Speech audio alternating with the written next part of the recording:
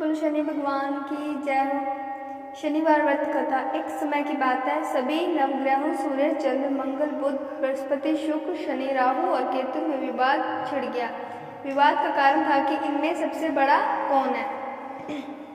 कोई निर्णय न होने पर सभी देवराज इंद्र के पास निर्णय कराने पहुंचे। इंद्र किसी एक का पक्ष नहीं ले सकते थे, इसलिए उन्होंने निर्णय देने में अपनी असमर्थताएं जताई, परंतु उन्होंने उन सबको पृथ्वी पर राजा विक्रमादित्य के पास जाने की सलाह दी, क्योंकि राजा विक्रमादित्य अति न्यायप्रिय थे। इंद्र ने कहा कि वे ही इसका निर्णय कर सकते हैं। इंद्र की सलाह से सभी ग्रह एक साथ राजा विक्रमादित्य के पास पहुंचे और अपने आने का कारण बताया। राजा इस समस्या से अति चिंतित हो उठे, क्योंकि वे जानते थे कि अगर उन्होंने किसी एक को बड़ा बता दिया तो बाकी ग्रह कुपित हो उठेंगे। तब राजा को एक उपाय सूझा। उन्होंने स्वर्ण, रजत, कांस्य, पित्तल, सीसा, रांगा, जस्ता, अब्रक और लौह से 9 सिंहासन बनवाए और उन्हें इसी क्रम में रख दिया। राजा विक्रमादित्य ने उन सब से निवेदन किया कि आप सभी अपने अपने सिंहासन पर स्थान ग्रहण करें। जो भी अंतिम सिंहासन पर बैठेगा वही सबसे छोटा होगा। लौह सिंहासन सबसे अंत में था, इस अनुसार लौह सिंहासन पर बैठने वाला सबसे छोटा होगा। शनिदेव सबसे अंत में लौह सिंहासन पर बैठे, तो इसलिए वही सबसे छोटे कहलाए। शनिदेव को लगा कि राजा ने यह जानबूझकर किया है, इसलिए उन्होंने कुपित होकर राजा से कहा, राजा तू मुझे नहीं जानता। सूर्य एक राशि में 1 महीना, चंद्रमा 2.25 महीना 2 दिन, मंगल 1.5 महीना, बृहस्पति 13 महीने में, बुध और शुक्र 1-1 महीने विचरण करते, परंतु मैं 2.5 से 7.5 साल तक रहता हूँ। शनिदेव क्रोधित होकर उन्हें कहने लगे कि श्री राम की 7.5 आने पर उन्हें वनवास हो गया, रावण 7.5 आने पर वानरों की सेना से परास्त हो गए, अब तुम सावधान रहना। ऐसा कहकर शनिदेव वहां से चले। इसके बाद अन्य देवताओं ने भी वहां से प्रस्थान कर लिया। कुछ समय बाद राजा की 7.5 आई, तब शनिदेव घोड़ों के सौदागर बनकर वहां आए। किसी ने राजा को सूचना दी कि कोई घोड़े का सौदागर आया है तथा उसके पास जो घोड़े वह बहुत बढ़िया है। राजा ने यह समाचार सुनकर अपने अश्वाल को उस सौदागर से घोड़े खरीदने का आदेश दिया। अश्वाल ने कई अच्छे घोड़े खरीदे। वह एक सर्वोत्तम घोड़े को राजा को सवारी हेतु दिया। राजा जैसे ही उस घोड़े पर बैठा, वैसे ही वह घोड़ा भागकर वन की ओर चला गया। वन में काफी अंदर पहुंचकर घोड़ा गायब हो गया और राजा भूखा प्यासा जंगल में भटकता रहा। भटकते भटकते राजा को बेहद प्यास लगी।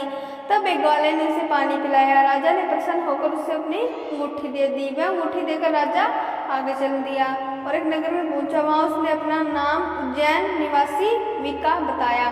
वहां एक सेठ की दुकान से उसने जल इत्यादि पिया और कुछ विश्राम भी किया। भाग्यवश उस दिन सेठ की बड़ी बिक्री हुई। सेठ खुश होकर उसे खाना खिलाने के लिए अपने साथ कर ले गया। वहां उसे एक खूंटी देखी जिस पर एक हार टंगा था। राजा ने देखा कि खूंटी उस हार को निगल रही है और थोड़ी देर में पूरा हार गायब हो गया। सेठ ने समझा कि विका ने हार चुराया है। उसने विका को कोतवाल के पास पकड़ा दिया। फिर राजा ने भी उसे चोर समझकर उसके हाथ पैर कटवा दिए। वह चिरंगिया बन गया और नगर के बाहर फिकवा दिया गया। वहां से एक तेली निकल रहा था। उसे राजा पर दया आई और उसे विका को अपनी गाड़ी में बिठा लिया। वह अपनी जीभ से बैलों को आंकने लगा। उस काल राजा की शनि दशा समाप्त हो गई। वर्षा ऋतु आने पर राजा मल्हार गाने लगा। तब वह जिस नगर में था वहां की राजकुमारी मनभावनी को वह इतना भाया कि उसने मन ही मन प्रण कर लिया कि वह उस राग गाने वाले की विवाह करेगी। उसने दासी को राग गाने वाले को ढूंढने के लिए भेजा। दासी ने बताया कि वह एक चुरंगिया है, परंतु राजकुमारी ना मानी। अगले ही दिन से राजकुमारी अनशन पर बैठ गई कि विवाह करेगी तो उसे सब ने बहुत समझाया, पर फिर भी जब वह ना मानी तो राजकुमारी के पिता ने सौतेली को बुलवा भेजा और विवाह की तैयारी करने को कहा। फिर उसका विवाह राजकुमारी से हो गया। एक दिन सोते हुए स्वप्न में शनिदेव ने राजा विक्रमादित्य से कहा, राजन देखा तुमने मुझे छोटा बताकर कितना दुख झेला है। तब राजा ने उसे क्षमा मांगी और प्रार्थना की हे शनिदेव, जैसा दुख मुझे दिया है किसी को ना दे।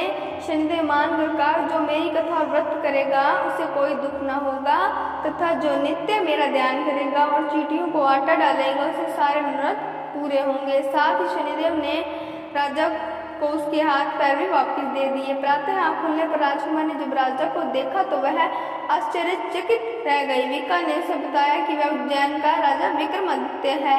सभी अत्यंत प्रसन्न हुए। सेठ ने यह जब सुना तो वह पैरों पर गिरकर क्षमा मांगने लगा। राजा ने कहा कि वह तो शनिदेव का एक कोप था, इसमें किसी का कोई दोष नहीं है। सेठ ने फिर भी निवेदन किया कि मुझे शांति तब मिलेगी जब आप मेरे घर चलकर भोजन करेंगे। सेठ ने अपने घर कई प्रकार के व्यंजनों से राजा का सत्कार किया।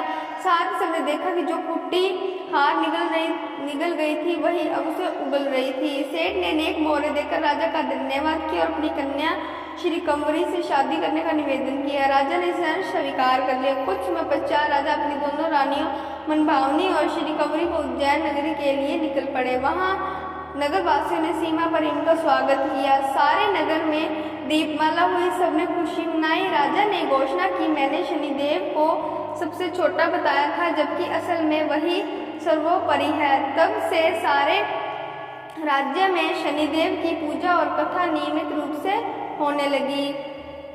सारी प्रजा ने बहुत खुशी और आनंद के साथ बताया।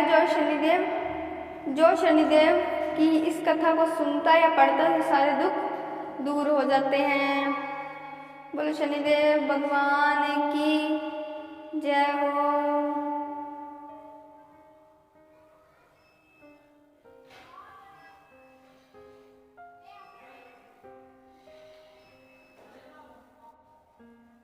बोलो शनि भगवान की